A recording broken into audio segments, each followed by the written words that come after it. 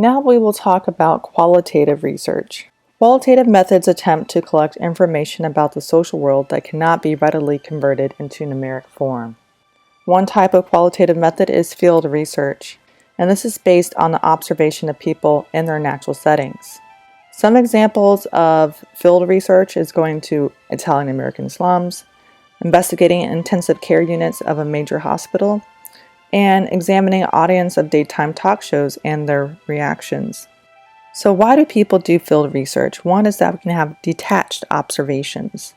Detached observation involves classifying and counting the behavior of interest according to a predetermined scheme. There are two main problems of direct observation. One is the Hawthorne effect. It occurs when the presence of the researcher influences the behavior of the people being observed. The meaning of the observed behavior may remain obscure to the researcher. When we go deeper and for long periods of time in the field, it's called ethnographic research. It involves spending months and even years living with people to learn their entire culture and develop an intimate understanding of their behavior.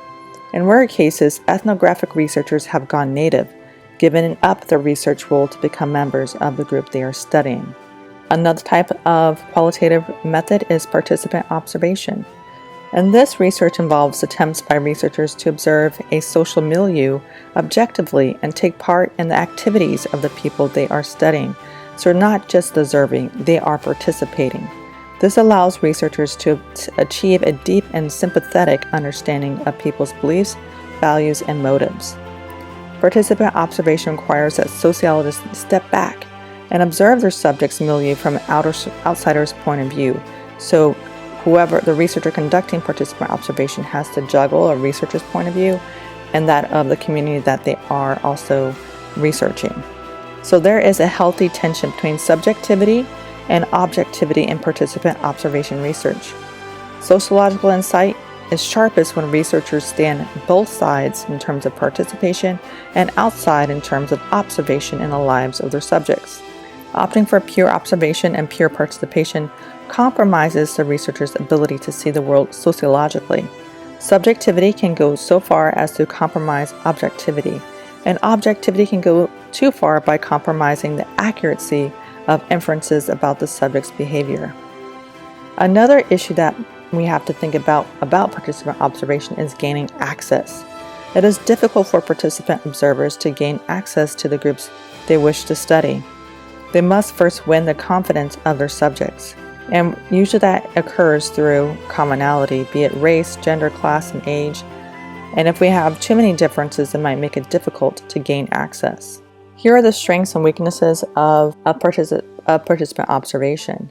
The strengths are that researchers get inside the minds of their subjects and discover their worldview, and weaknesses are low reliability, and it's not very useful for establishing cause and effect relationships. This is about Dana Boyd's work and how she is trying to explain how studying teen behavior online and offline enhances her own research. And so access to online social networks allows Boyd to draw samples of users to contact both online and offline in order to make sure that her interviews and participant observations are not only deep but also broad. She can cover not only different groups based on race, class, gender, and sexuality, but also different cliques that are not so easily categorized by demographers. This dual online-offline approach makes her ethnography more generalizable than the typical approach. So what makes good research overall? Good research should be valid, reliable, and generalizable. So again, let's look at those three categories. Validity. Does the study measure what it's intended to measure? Reliability. If you conduct the study again, will you get the same results? And generalizability. Will the findings of this study apply to some other population or group of people? Whenever we're conducting research of any kind, we must consider ethics. And the main issues are safety, privacy, confidentiality, and informed consent. So, right to safety is simply this: do no harm. Right to privacy. Research subjects have the right to decide whether their attitudes and behaviors may be revealed to the public, and if so, in what way. Right to confidentiality. Researchers cannot use data in a way that allows them to be traced to a particular subject. and right to informed consent. Subjects must be told how the information they supply will be used. They must also be allowed to judge the degree of personal risk involved in answering questions. Another approach we can use to doing research is a feminist methodology. It treats women and other marginalized groups' experiences as legitimate empirical and theoretical resources. A feminist methodology promotes social science that may bring about policy change to help women and other marginalized groups. It is conscious of the role of the researcher as that of the subjects being studied. Feminist methodology is not meant to exclude men's perspectives, rather it's meant to add to men's perspectives.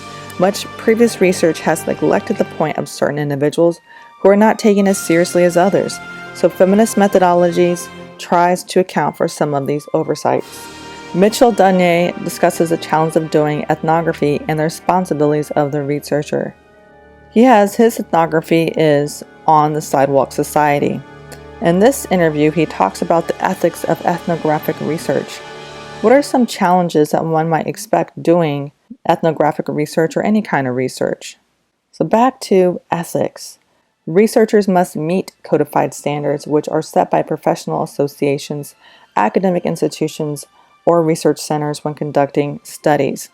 Researchers must guard against causing physical, emotional, or psychological harm to their subjects.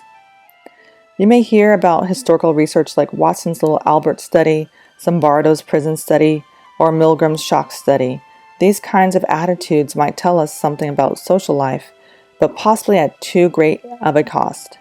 As a result, or the professionalization and standardization of the field, we now tend to avoid projects with these kinds of risks, or else we approach them with a great caution as to protect our research participants.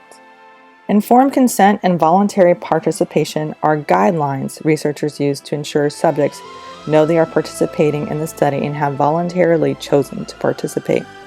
Also, after participation, typically you are debriefed and explained again what the research was for and what occurred. This is part of informed consent.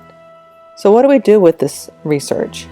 Public sociology refers to the practice of using sociological research, teaching, and service to reach a wider, not solely academic audience, and to influence society. Studying society, the field of sociology, inherently lends itself to social activism and the possibility for positive social change. As a budding sociologist yourself, you might start engaging in discourse and conversations with friends and fellow college students outside your classes about sociological issues. This too is an example of public sociology. So we need to think about how can we use what we're learning outside in the world and possibly make a difference. Now, sociology on the street. There are many ways to research a sociological issue.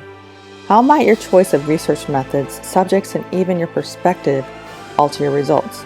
So watch the video and